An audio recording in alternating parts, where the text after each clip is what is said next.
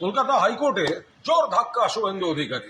Justice Mantha যারা অনির্দিষ্টকালীন রক্ষা কবচ দিয়ে গেছিলেন, আজ বিচারপতি জয় সেনগুপ্ত সেই রক্ষা কবচ প্রত্যাহার করে নিয়েছেন, খারিজ করে দিয়েছেন।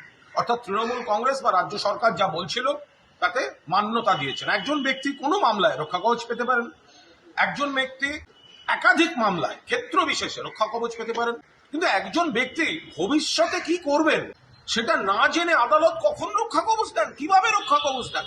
জাস্টিস জয় সেনগুপ্ত মাননীয় বিচারপতি তিনি বলেছেন এটা চলতে পারে না অনির্দিষ্টকালীন, ফলে তিনি সরিয়ে দিয়েছেন। তিনি আরো কয়েকটি মামলা খারিজ করে দিয়েছেন। আর 5টি মামলা যাতে শুভেন্দু অধিকারী কোয়াশিং এর দাবি করেছিলেন তাতে এসআইটি গঠন করতে বলেছেন, এসআইটি তদন্ত করবে ওই কেসগুলো। অর্থাৎ শুভেন্দুবাবু এই জাস্টিস মান্থার এই রক্ষা কবচ তার উপর ভর করে যে আপত্তিকর কথা, অশালীন কথা, প্ররোচনামূলক আচরণ একের পর এক করে এসছেন এবং আইনকে তোয়াক্কা করেননি।